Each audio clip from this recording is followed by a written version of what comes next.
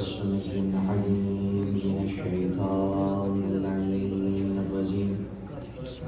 بسم الله الرحمن الرحيم.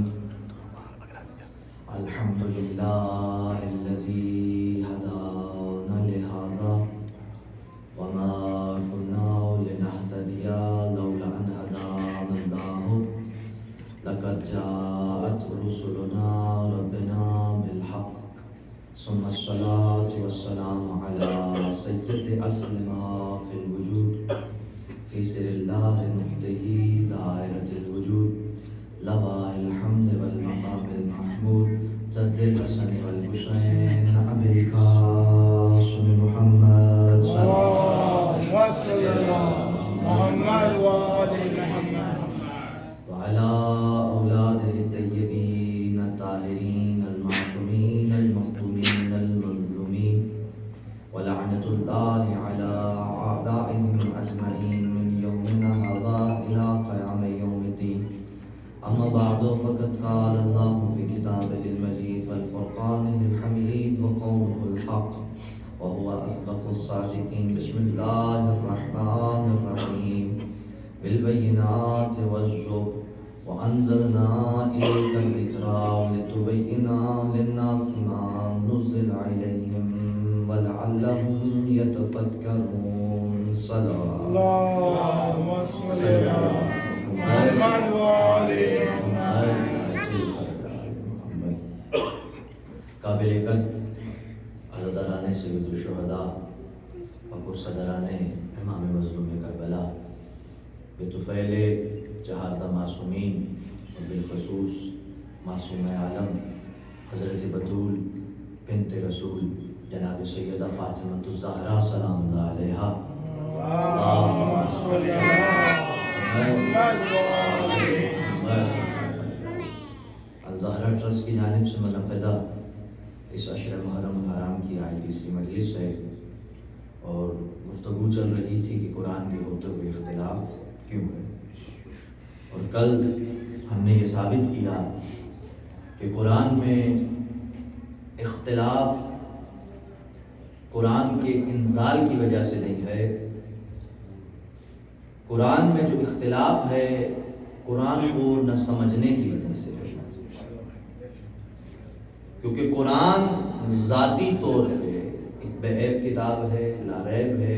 اللہ نے بڑے واضح انداز میں اس کی تعارف کرایا اور بتایا کہ یہ جو کتاب ہے اس کتاب کو میں دلیلوں کے ساتھ بھیج رہا ہوں، اس کتاب کو میں ثبوتوں کے ساتھ بھیج رہا ہوں، اس کتاب کو میں قرائن کے ساتھ بھیج رہا ہوں اور میں اس کتاب کو ذکر بنا کر بھیج رہا ہوں.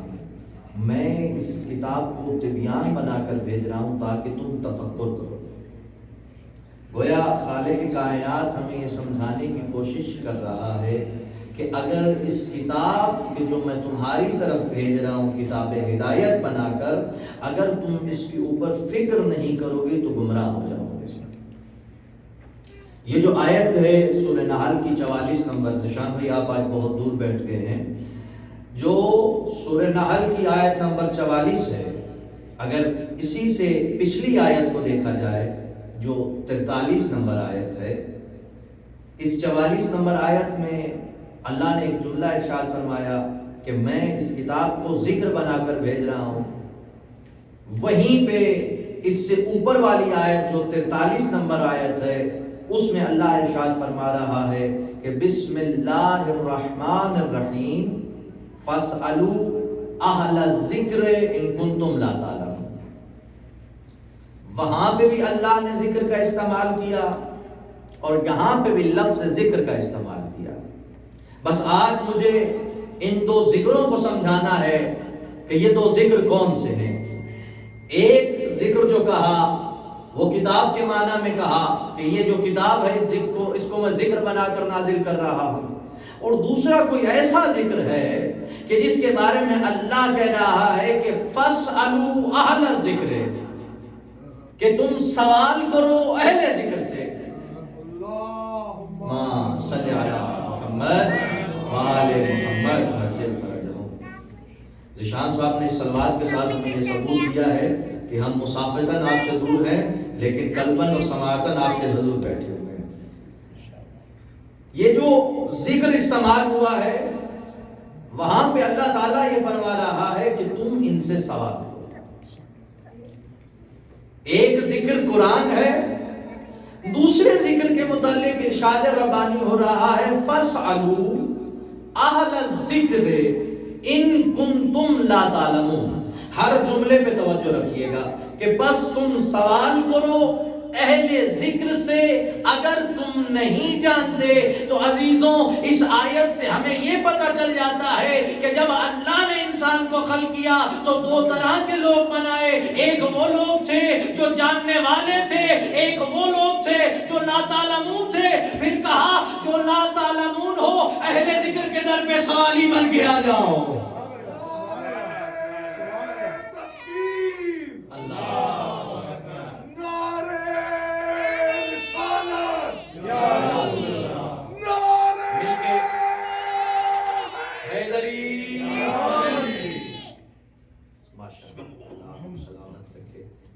آپ کی آوازوں پہ رحم ہو۔ ذکر دو قسم کے، ایک اللہ نے کتاب کے لیے کہا، ایک یہاں پہ اللہ کہہ رہا ہے کہ اہل ذکر کے پاس سوال کر کے آؤ، سوال کرنے کے لیے آؤ۔ تو پتہ چلا گروہ دو قسم کے، ایک وہ ہے جو جاننے والے ہیں، ایک ایسا گروہ ہے جو لا تعلمون میں سے ہے، کیونکہ اللہ کہہ رہا ہے کہ تم سوال کرو۔ اب سوال کرنا چونکہ ذہن انسانی کی فطرت ہے، ذہن انسانی اس چیز کا پیاسا ہے کہ روزمرہ کی زندگی میں نہ جانے کتنے ایسے امور ہیں کہ جس کے بارے میں وہ نہیں جانتا۔ تو ذہن کا کام ہے کہ سوال کرے اور اس کا جواب حاصل کرے۔ آپ سب پڑھے لکھے حضرات ہیں، میرے سامنے اکثریت ڈاکٹروں کی ہے، تو آپ اس بات کو جانتے ہیں کہ آپ کے ہاں ایک قید لگائی جاتی ہے کہ آپ جس فیلڈ میں اسپیشلسٹ ہیں، یا اگر کوئی ڈاکٹر بن رہا ہے، کوئی انجینئر بن رہا ہے، تو وہاں پہ کتابوں کی قید لگائی جاتی ہے کہ ڈاکٹر بننے کے لیے یہ کتابیں خاص ہیں، انجینئر بننے کے لیے یہ کتابیں خاص ہیں۔ ڈاکٹر انجینئر کی کتاب پڑھ کے ڈاکٹر نہیں بن سکتا، اور جو انجینئر ہے وہ ڈاکٹری کے کورس کر کے انجینئر نہیں بن سکتا۔ تو وہاں پہ قید لگائی گئی ہے کہ تم یہ کتاب پڑھو گے تو تمہیں یہ علم حاصل ہو جائے گا، تمہیں باید یہاں پہ آ کے اس کتاب کے بارے میں پڑھنا ہے۔ تو کیا اللہ نے بھی ہمارے لیے کوئی قید لگائی ہے کہ ہاں تم نے اس شے کے متعلق سوال کرنا ہے، اس شے کے متعلق تو پوچھنا ہے، مگر اس شے کے متعلق سوال نہیں کرنا؟ فلسفے کے متعلق سوال کرو، منطق کے متعلق سوال کرو، احکام کے متعلق سوال کرو، فقہ کے متعلق سوال کرو، حدیث کے متعلق سوال کرو، قرآن کے متعلق سوال کرو، لیکن فلاں شے کو چھوڑ دو۔ کیا اللہ نے کوئی قید لگائی ہے کہ تم نے فلاں شے کے متعلق سوال کرنا ہے، فلاں شے کے متعلق سوال نہیں کرنا؟ تو عزیزوں اس آیت میں اللہ کسی قسم کی قید نہیں لگا رہا، بلکہ وہ ربانی، وہ ذات پروردگار ارشاد فرما رہا ہے، وہ واجب الوجود ارشاد فرما رہا ہے کہ جس شے کے متعلق سوال کرنا چاہو، زمین کے متعلق سوال کرنا چاہو، یہ ان کے در پہ آؤ جواب دیں گے۔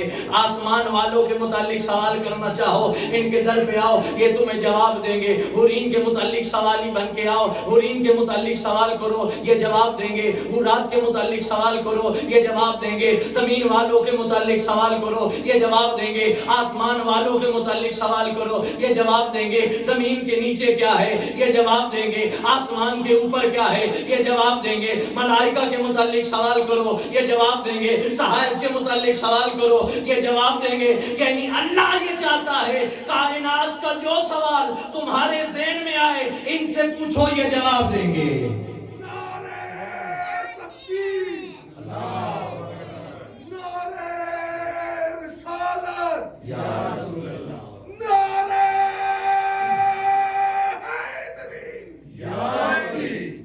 تھوڑا بہت چہرے سے یہ آثار دیجئے گا کہ مجھے پتہ چلے کہ آپ میری گفتگو کو سمجھ پا رہے ہیں۔ اگر یہاں آپ کا چہرہ یوں رہے گا تو میں سمجھ رہوں گا کہ شاید میں سمجھانے میں ناکام ہوں۔ تو شاید میں کوئی ایسا طریقہ نکالوں کہ آپ کو سمجھا سکوں. تو آپ کے چہرے سے مجھے یہ آیا ہونا چاہیے. صلوات پڑھ دیجئے بارے دیگر بار. محمد محمد واجل فرج. تو تمام صاحبان عقل و ذی شعور، ہمیں اس آیت الہی سے یہ تو پتہ چلتا ہے کہ اہل ذکر جو بھی ہے.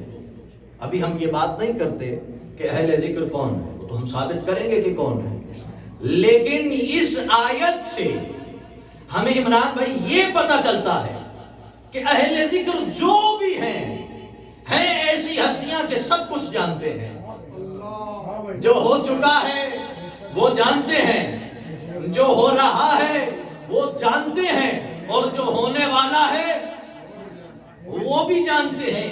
یعنی ان کے علم کے اندر ہر شے ہے، وہ سب کچھ جانتے ہیں. آئیے ذرا ذکر پہ توجہ کرتے ہیں کہ اللہ نے اس ذکر کو کتنے معنوں میں استعمال کیا. ارشاد ربانی ہوا، کل یا پرسوں بھی اس آیت کو تلاوت کیا تھا. بسم اللہ الرحمن الرحیم، انا نحن نزلنا ذکر وانا لہ لحافظون. ہم نے اس ذکر کو نازل کیا اور ہم ہی اس ذکر کے محافظ ہیں. کیا کہہ رہا ہے اللہ؟ کس کے بارے میں کہہ رہا ہے خدا اپنی کتاب کی حفاظت کی ضمانت اٹھا رہا ہے کہ اس کتاب کو میں نے نازل کیا ہے اور میں ہی محافظ ہوں. اب ذکر کا پہلا ترجمہ کیا ہوا؟ میرے ساتھ بولیے گا کہ قرآن ذکر ہے. بیداری کا ثبوت دیجیے گا. پہلا ترجمہ کیا ہوگا؟ کہ قرآن ذکر ہے. آئیے رب سے پوچھتے ہیں کہ اور کون کون ذکر ہے. آواز پروردگار آئے گی، رسول بھی اہل ذکر ہے. رسول کے بارے میں جب استعمال ہوا، کہا رسول بھی ذکر ہے. تو ترجمے کتنے بنے؟ دو ترجمے بنے. ایک قرآن ذکر ہے، دوسرا رسول ذکر ہے.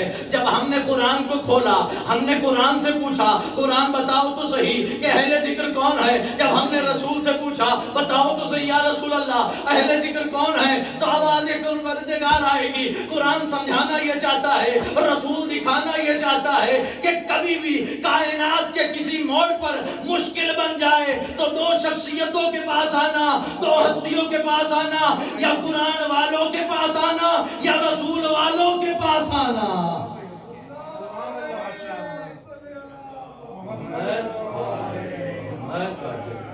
محمد والے محمد صلوہ محمد والے محمد. کبھی بھی مشکل بن جائے، کسی بھی مشکل میں گرفتار ہو جاؤ تو دو ہستیوں کے پاس آنا، ایک قرآن والوں کے پاس اور ایک رسول والوں کے پاس. سوال ہی آیا تمہارے اور میرے چھٹے امام صادق علیہ الصلوۃ والسلام صلوات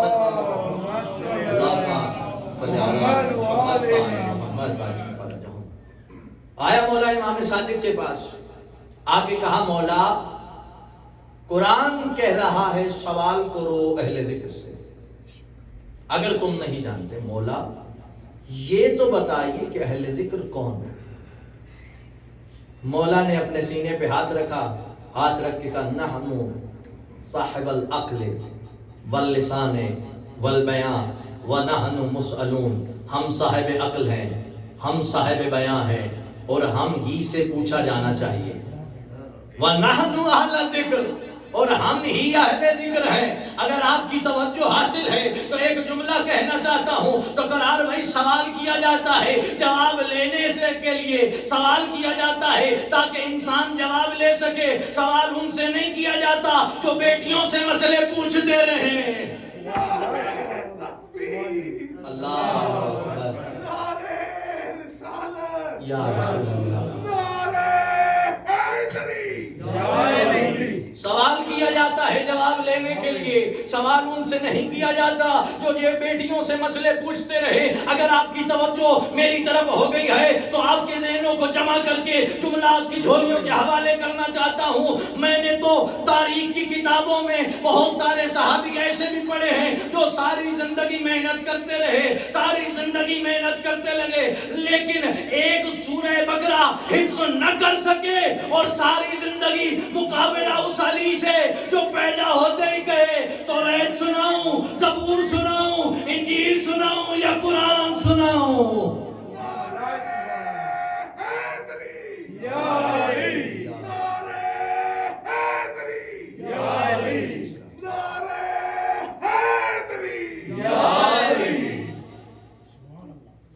صلوات پڑھ دیجیے بر محمد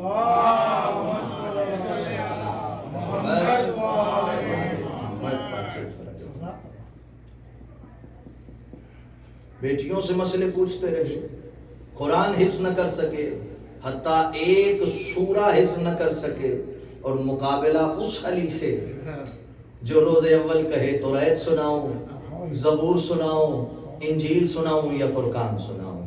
میں نے کہا تمہاری بہادری کو بھی سلام۔ ہم یہاں پہ سب لوگ اکٹھے ہیں۔ صبح میری بات ہو رہی تھی کہ ہماری مرز کا نام، ہماری بارڈر کا نام ولایت علی ہے۔ جہاں پہ لفظ ولایت علی آ جاتا ہے وہاں پہ بارڈر ختم ہو جاتے ہیں، وہاں پہ رنگ و نسل ختم ہو جاتی ہے۔ جو علی کی ولایت کا دم بھرنے والا ہے وہ ہمارے لیے صاحب احترام ہے، اس کا احترام ہم پہ لازم ہے، کیونکہ ہمارے بارڈر پاک و ہند کے نہیں ہیں، ہمارے بارڈر ایران و عراق کے نہیں ہیں، افریقہ اور برطانیہ کے نہیں ہیں، ہمارے بارڈر کا نام ولایت علی ہے۔ جو ولایت علی کا دم بھرتا ہے وہ ہمارا ہے۔ اور ہمارے ہاں تو احترام ضروری ہے، ہم ہر کسی کا احترام کرتے ہیں، تو احترام کی شرط یہ ہے کہ کچھ مانو اور کچھ منواؤ۔ ایسا نہیں ہے کہ میں کسی کا احترام کروں، قرار بھائی احترام کریں میرا اور میں قرار صاحب کا احترام نہ کروں۔ 2-4 دن تو ایسے چلے گا، لیکن پھر قرار صاحب کہیں گے مولانا صاحب ایسے نہیں، ہماری بھی تھوڑی بہت عزت ہے، یہ کیا بات ہے؟ قرار صاحب مثال دے رہا ہوں کیونکہ وہ سب کے لیے آیا ہیں، ویسے اپنی مثال اور سب کی، تو ایسے نہیں چل سکتا۔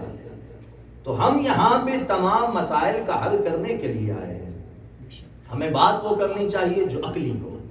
میں یہاں پہ ایک بس دلیل دینا چاہتا ہوں اور ایک جملہ تمہیں دینا چاہتا ہوں کہ ہمارے ساتھ ناانصافی کی جاتی ہے۔ بہرحال اب تو حالات بہتر ہو چکے ہیں، لیکن جب افسوس ہوتا ہے، میں 1-2 دن پہلے ویڈیو دیکھی پارا چنار میں کیا ہوا، ٹارگٹ کلنگ ہوئی، علی کی ولایت کا دم بھرنے والوں کو مارا گیا۔ کس وجہ سے؟ کیونکہ ذہنوں کو تیار کیا جا رہا ہے کہ شیعہ تو کافر ہے۔ پارا چنار میں کیا ہوتا ہے، پشاور میں کیا ہوا ہے، آخر کس وجہ سے؟ ہم تمہیں اپنا بھائی کہہ رہے ہیں، ہم کہتے ہیں کہ نہیں، جو بھی رسول کا کلمہ پڑھتا ہے وہ ہمارے لیے صاحب احترام ہے۔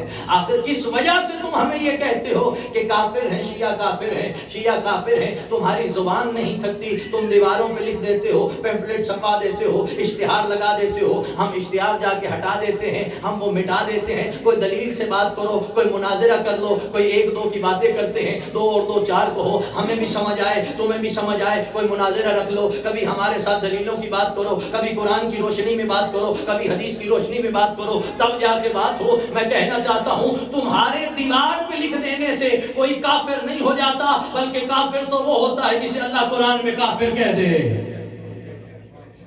کافر تو وہ ہوتا ہے جسے اللہ قرآن میں کافر کہہ دے۔ وہ کہتے ہیں ہم قرآن کی بات مانیں گے اور کوئی بات، تو آؤ ذرا تمہیں قرآن سے منواتے ہیں، قرآن کسے کافر کہتا ہے؟ اجازت ہے؟ قرآن سے پوچھ لیں بھائی، ہمارا تو معاملہ ہے شیعان علی حیدر قرار قرآن سے باہر جاتے ہی نہیں ہیں، تم اگرچہ نام بھرتے ہو ہم قرآن کی بات مانیں گے، در حقیقت مانتے نہیں ہو۔ ہم علی حیدر قرار کے چاہنے والے اور علی اور قرآن کو تو جدا سمجھتے ہی نہیں ہیں، ہم تو سمجھتے ہیں علی اور قرآن کے درمیان فاصلہ ہی نہیں، پر کہ آؤ تمہیں قرآن سے منوانے کی کوشش کرتے ہیں۔ اللہ نے حکم دیا بسم اللہ الرحمن الرحیم، اطیعوا اللہ واطیعوا الرسول فإن توليتم فإن الله لا يحب الكافرين، اطاعت کرو اللہ کی، اس کے رسول کی، اور یاد رکھو محمد مصطفیٰ کو پیٹھ نہ دکھانا۔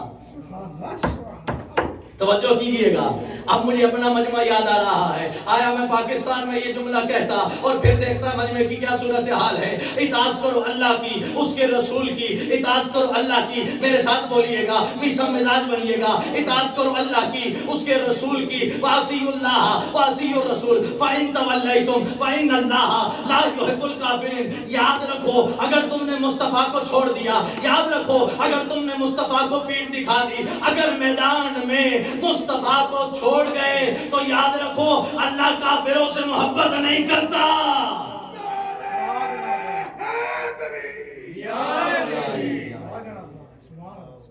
بر محمد آل محمد بلندتر صلوات۔ اللہم صل علی محمد و آل محمد۔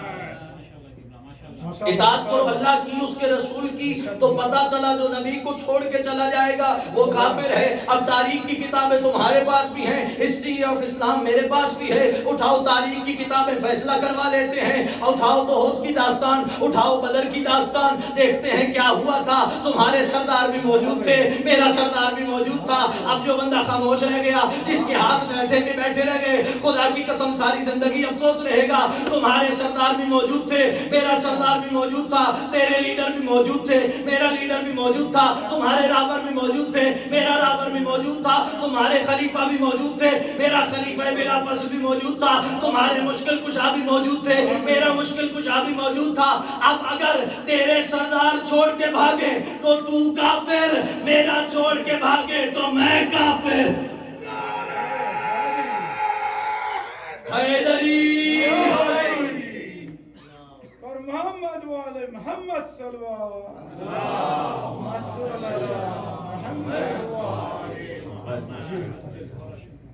تمہارے سردار چھوڑ کے بھاگیں تو تم کافر، ہم چھوڑ کے بھاگیں تو ہم کافر۔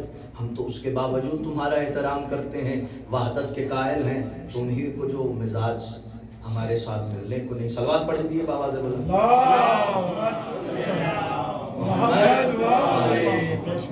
بات چل رہی تھی، سوال ان سے کیا جانا چاہیے جو جواب دے سکے۔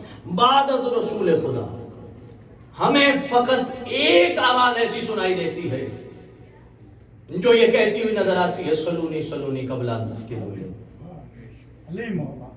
یہ دعویٰ کسی اور کا نہیں ہے، صرف تمہارے اور میرے آقا کا ہے دعویٰ کہ پوچھو پوچھو مجھ علی سے قبل اس کے تم کھودو۔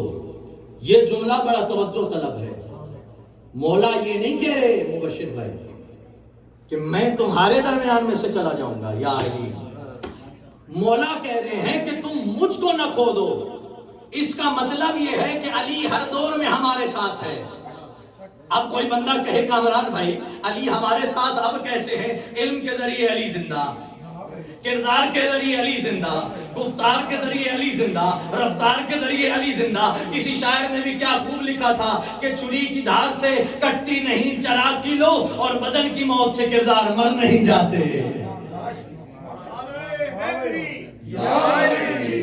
سلام بابا سے بلند صلوات پڑھ دیجیے کہ چھری کی دھار سے کٹتی نہیں چراغ کی لو، اور بدن کی موت سے کردار مر نہیں جاتے۔ ایک صحابی آیا مولا میرے کائنات کے پاس، بس تعارف اس کا یوں کرواؤں گا کہ بڑا لمبے قد کا صحابی تھا، باقی آپ خود سمجھ جائیں کتنا لمبا تھا اور کتنا صاحب عقل اور بصارت تھا۔ مولا کے پاس آیا، مولا کے حضور آ کے کہتا ہے مولا جب بھی آپ کے پاس کوئی سوالی آتا ہے آپ ایک دم سے جواب دے دیتے ہیں۔ ہاں کبھی غلط نہیں ہوا ہم مانتے ہیں، لیکن تھوڑا رک جایا کریں، تھوڑا صبر کر لیا کریں، اس کے بعد جواب دیا کریں۔ اب میرے مولا نے پوچھا بتاؤ تیرے ہاتھ کی انگلیاں کتنی ہیں؟ فوراً بولا مولا 5۔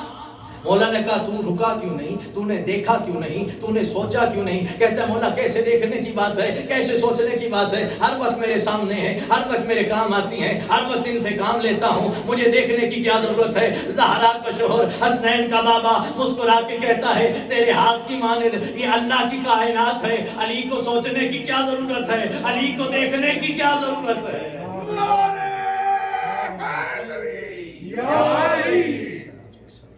علی کو دیکھنے کی کیا ضرورت ہے، علی کو سوچنے کی کیا ضرورت ہے؟ بہرحال عزیزان محترم جو بھی ہو، فقط علی اور اولاد علی ہی وہ ہستیاں ہیں جو قرآن کے اہل بھی ہیں اور رسول کے اہل بھی ہیں۔ کائنات میں ان دو ہستیوں کے علاوہ، علی اور اولاد علی کے علاوہ، کوئی ایسا نہیں ہے کہ جو قرآن کے اہل بھی ہو اور رسول کے اہل بھی ہو۔ رسول والے بھی یہی ہیں اور قرآن والے بھی یہی ہیں۔ تو ہمیں تعلیمات سے امام امیر المومنین سے کیا ملتا ہے؟ امام علی ہمیں کیا کہتے ہیں؟ اگر مولا کی زندگی کو دیکھا جائے تو مولا علی سب سے زیادہ، داؤد بھائی سب سے زیادہ مولا امیر کائنات وہ ہیں جو تعلیمات پہ زور دیتے نظر آتے،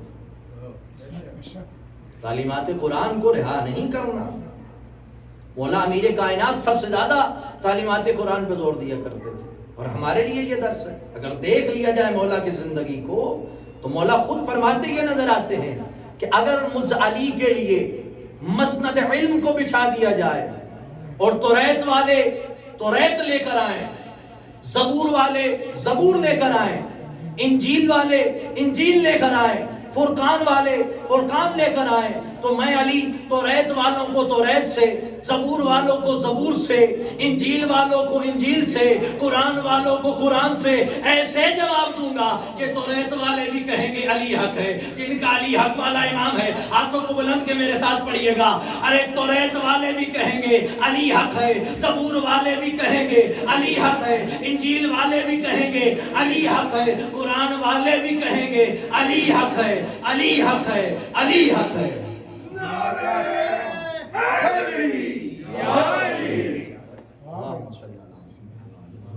توریت والے بھی کہیں گے علی حق ہے، زبور والے بھی کہیں گے علی حق ہے، انجیل والے بھی کہیں گے علی حق ہے، قرآن والے بھی کہیں گے علی حق ہے. تو اب نقلی دلیل رسول خدا خود فرما رہے ہیں کہ علی اور اولاد علی ہی قرآن کے ساتھ ہے، قرآن والے بھی یہی ہیں اور رسول والے بھی یہی ہیں. رسول خدا فرماتے ہیں بسم اللہ الرحمن الرحیم علی جمع القرآن والقرآن مع علی. علی قرآن کے ساتھ ہے، قرآن علی کے ساتھ ہے. یہاں پہ رک کے میں ایک سوال نہ کروں رسول خدا سے کہ ہماری سمجھ اتنی زیادہ نہیں یا رسول اللہ. کامران بھائی دیکھیں، اس توجہ کریے اس جملے پہ. مولا نے دو جملے کہے، ایک علی قرآن کے ساتھ، دوسرا قرآن علی کے ساتھ. دستے ادب جوڑ کے یا رسول اللہ آپ ایک جملہ بھی کہہ سکتے تھے علی قرآن کے ساتھ ہے، یہ کہنے کی کیا ضرورت ہے کہ قرآن بھی علی کے ساتھ ہے؟ عجب نہیں ہے آواز رسالت مآب آئے کہ میں ان مسلمانوں کو کہ جو بات میں کہیں گے ہاں رسول نے کہا ہے علی قرآن کے ساتھ ہے، ہم مانتے ہیں علی قرآن کے ساتھ ہے. ابو ذر شیرازی آپ مان جاؤ گے، یہ شیعہ مان جائیں گے، علی کے چاہنے والے مان جائیں گے علی قرآن کے ساتھ ہے، قرآن علی کے ساتھ ہے. لیکن ان کی زبانوں کو روک کے یہ کہنا چاہتا ہوں جو بعد میں جسارت کرتے ہوئے نظر آئیں گے ہاں علی تو قرآن کے ساتھ ہے مگر قرآن علی کے ساتھ نہیں ہے، ان کی زبانوں کو روک کے یہ بتانا چاہتا ہوں علی جو کرتا جائے گا اللہ قرآن میں لکھتا جائے گا.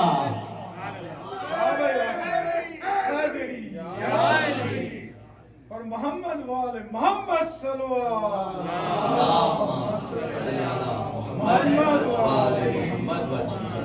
محمد. رسالت مآب نے قرآن کو کوزے میں بند، سمندر کو کوزے میں بند کر دیا ہے. ایک سماعت پڑھ دیجیے بابا جی.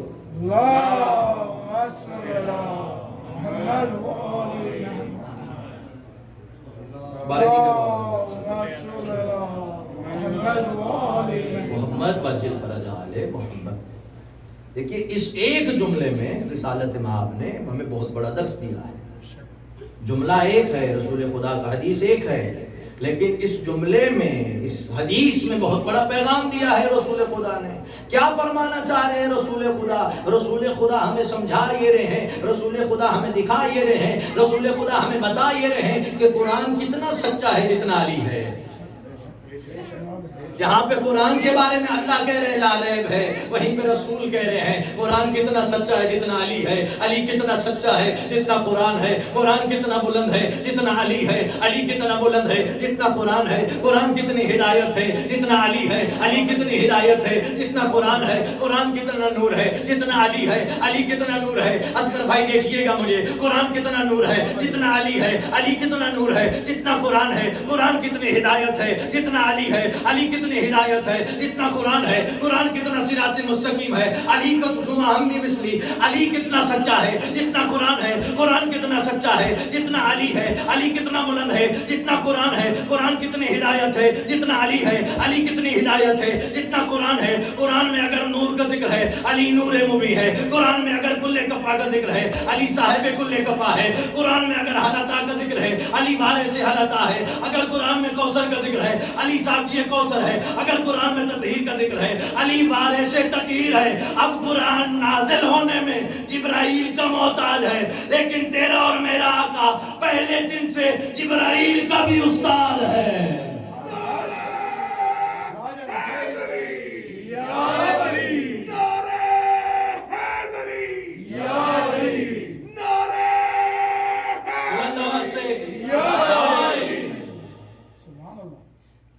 کتنا سچا ہے جتنا علی ہے.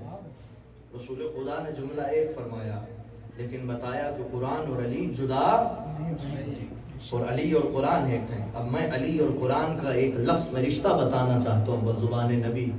نبی بتا یہ رہے ہیں کہ اگر قرآن جسم میں ہو تو علی بنتا ہے اور اگر علی لفظوں میں ہو تو قرآن بنتا ہے. قرآن اتنا آسان نہیں ہے جتنا سمجھ لیا گیا ہے، بلکہ قرآن کو سمجھنے کی ضرورت ہے، قرآن پہ توجہ کی ضرورت ہے. اگر آپ مطالعہ کریں تو کسی آیت میں اللہ کوئی ذکر کر رہا ہے پھر تذکرہ کسی اور چیز کا چھیڑ دیتا. انداز قرآن یہ ہے بات کہیں چل رہی تھی، قصہ کسی کا چل رہا تھا، اگلی آیت کچھ اور آ گئی. توجہ ہے کہ نہیں؟ تو یعنی قرآن کو سمجھنے کی ضرورت ہے کہ جہاں پہ قرآن میں اپنے کا ذکر تو پرائے کا تذکرہ، پھول کا ذکر تو کانٹے کا تذکرہ، ہادی کا ذکر تو ضال کا تذکرہ، ہدایت کا ذکر تو گمراہی کا تذکرہ، نور کا ذکر تو اندھیرے کا تذکرہ. بتانا کیا چاہتا ہوں، قرآن سننے سے نہیں ملے گا، باب مدینۃ العلم سے ملے گا. قرآن سننے سے سمجھ میں نہیں آئے گا بلکہ باب مدینۃ العلم کے دروازے پہ سوالی بن کے آئے گا. ارے اگر قرآن میں بسم اللہ کا ذکر ہے تو نقطہ بائے بسم اللہ سے پوچھو. یا علی توجہ فرمائیے گا. اگر قرآن میں بسم اللہ کا ذکر ہے تو نقطہ بائے بسم اللہ سے پوچھو. قرآن میں کوثر کا ذکر ہے تو ساقیہ کوثر سے پوچھو. قرآن میں تطہیر کا ذکر ہے وارث تطہیر سے پوچھو. قرآن میں حلاتا کا ذکر ہے صاحب حلاتا سے پوچھو. قرآن میں نور کا ذکر ہے نور مبین سے پوچھو. تطہیر کا ذکر ہے وارث تطہیر سے پوچھو. او ملا اگر قرآن مشکل لگ رہا ہے تو مشکل کشا سے پوچھو.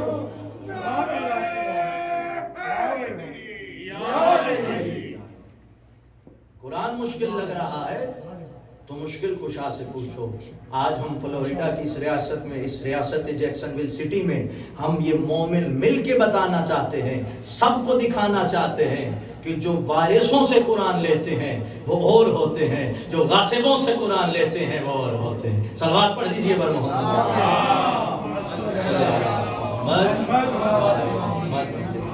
اور خدا کا شکر ہے کہ ہم نے قرآن وارثوں سے لیا ہے اور خدا ہمیں یہ توفیق دے کہ ہم قرآن پہ عمل کرنے والوں میں نہ، ہمارا شمار بھی صرف قرآن کو پڑھنے والوں میں نہ ہو. عزیزوں، قرآن میں اختلاف اس وجہ سے ہوا کہ قرآن کو نہیں سمجھا گیا.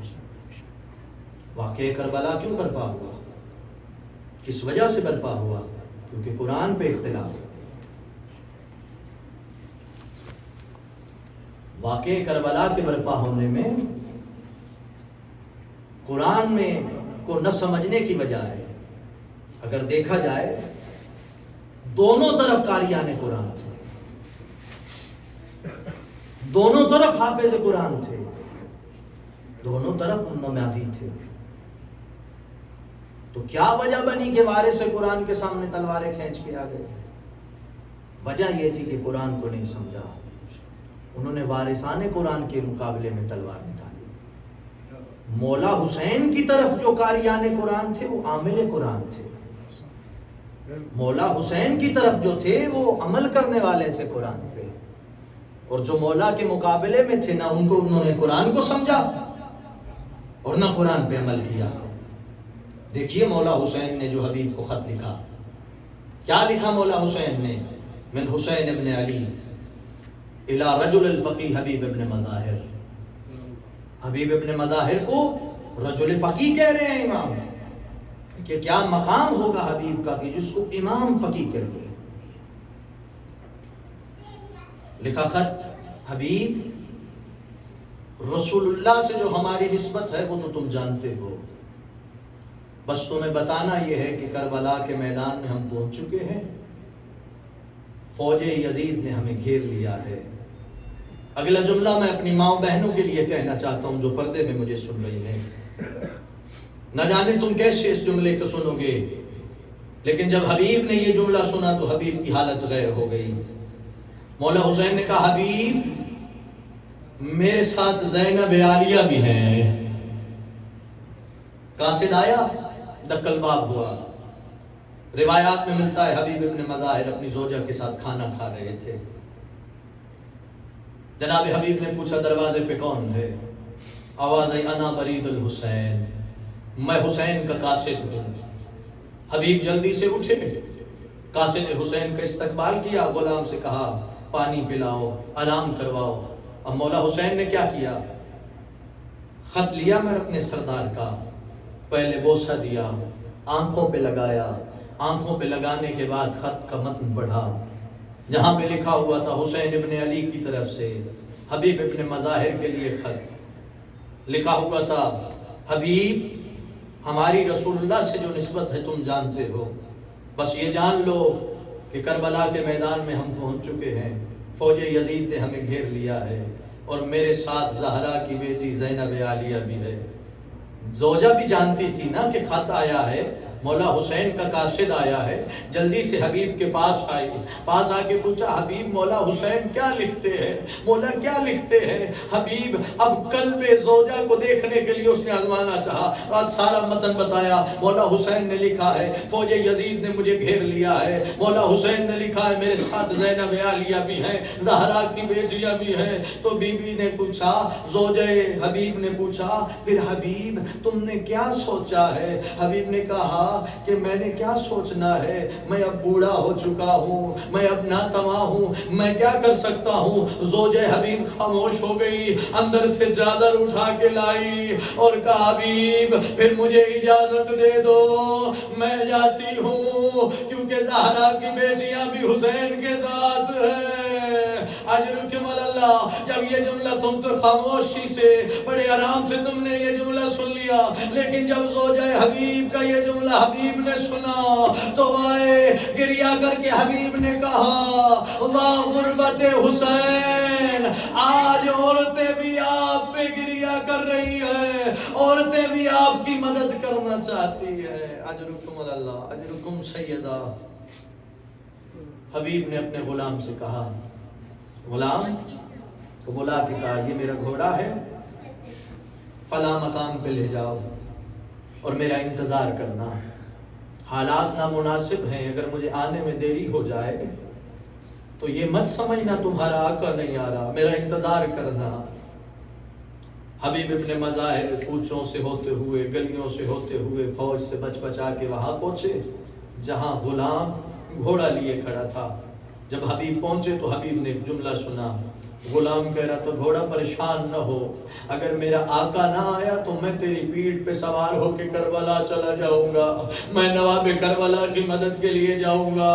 حبیب نے آ کے کہا واہ میرے مولا آپ کتنے غریب ہو گئے ہیں۔ حبیب غلام کے پاس آئے، کہا تو میرے سردار سے محبت کرتا ہے نا، تو میرے بچپن کے ساتھی سے محبت کرتا ہے، میں تمہیں آزاد کرتا ہوں۔ آزادی کا لفظ آیا، قدموں پہ بیٹھ گیا، کہا آقا جب تک آپ کی میں خدمت کرتا تھا آپ نے مجھے پاس رکھا، آج جنت کے سرداروں کی بات آ رہی ہے، آپ مجھے آزاد کر رہے ہو، مجھ پہ احسان کرو، مجھے اپنے ساتھ لے چلو۔ حبیب نے غلام کو ساتھ لیا۔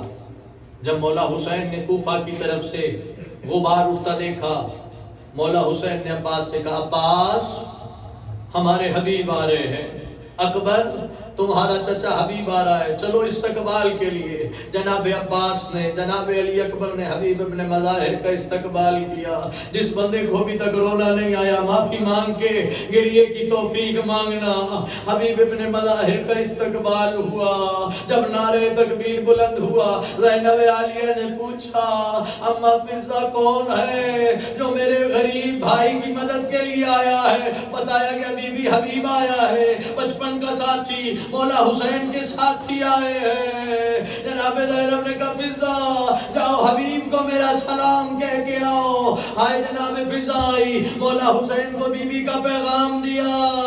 جیسے ہی پیغام ملا مولا حسین نے کہا فضہ اما فضہ خود حبیب کو یہ پیغام پہنچا لو۔ حبیب سے جناب فضہ نے کہا حبیب تمہیں زہرا کی بیٹی زینب عالیہ نے سلام بھیجا ہے۔ ہائے امامہ اتارا، زمین پہ پھینکا اور گریا کر کے کہا وار غربت حسین، آج نبی زادیاں اپنے غلاموں کو سلام کہہ رہی ہے۔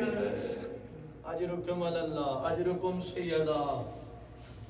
حبیب نے ایک وقت آیا اجازت چاہی، کہا مولا مجھے اپنے پہ قربان ہونے کی اجازت دیجئے، مولا مجھے شہادت کی اجازت دیجئے۔ عزیزان محترم، مولا حسین نے اجازت دی۔ حبیب ابن مظاہر انصار حسینی میں سے وہ واحد شہید ہے کہ جس نے 80 لعینوں کو واصل جہنم کیا، پھر ضعیفی کی وجہ سے، ناتوانی کی وجہ سے حسین کا بوڑھا شیر زخموں کی تاگ نہ لاتے ہوئے ایک کمینے نے تیر مارا، حبیب کی پیشانی میں لگا۔ اب حبیب گھوڑے پہ نہ سنبھل سکے، زین سے زمین پہ آئے اور سلام آخر مولا حسین کو کیا، کہا مولا حبیب کا آخری سلام۔ مولا جلدی سے حبیب کے پاس آئے اور ایک مرثیہ پڑھا، کہا میرے اللہ حسین گواہی دیتا ہے حبیب ایک رات میں پورا قرآن پڑھ لیتا تھا، میرے اللہ حسین گواہی دیتا ہے حبیب عامل قرآن تھا، میرے اللہ انہوں نے میرے بچپن کا ساتھی چھین لیا۔